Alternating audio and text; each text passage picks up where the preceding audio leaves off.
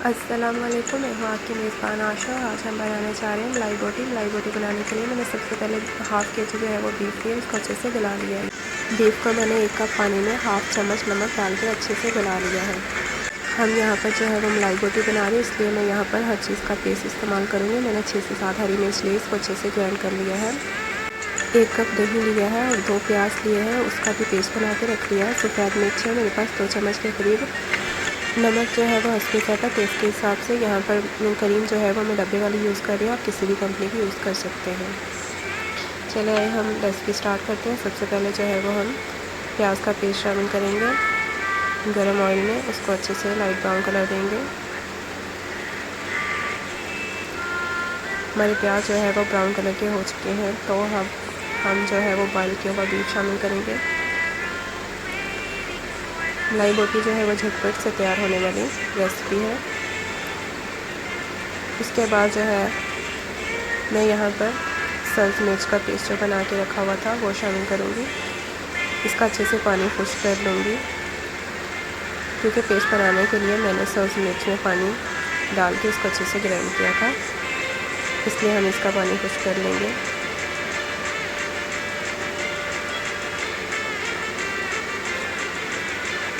पानी जो है वो हमारा खुश्क हो चुका है।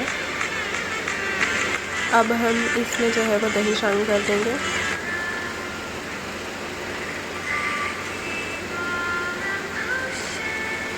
अब हम यहाँ पर 2 चम्मच के करीब जो है वो सफ़ेद मिर्च शामिल करेंगे।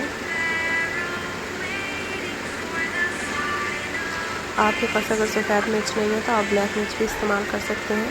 सफ़ेद मिर्च जो है वो थोड़ी सी तीखी होती है, इसलिए मैंने यहाँ पर सफ़ेद मिर्च इस्तेमाल की है।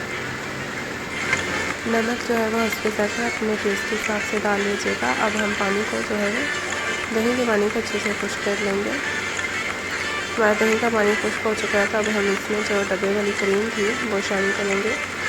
पूरा 1 पैकेट ही इसमें जाएगा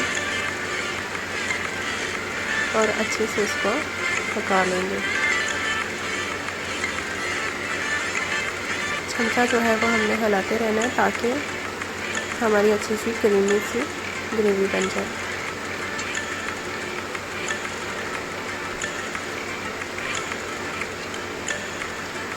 ऑयल जो है वो अलग हो चुका है, इसलिए अब हम लास्ट में इसमें धनिया डाल देंगे। हमारी मलाई बोटी जो है वो रेडी है। अब हम डिश आउट कर लेंगे।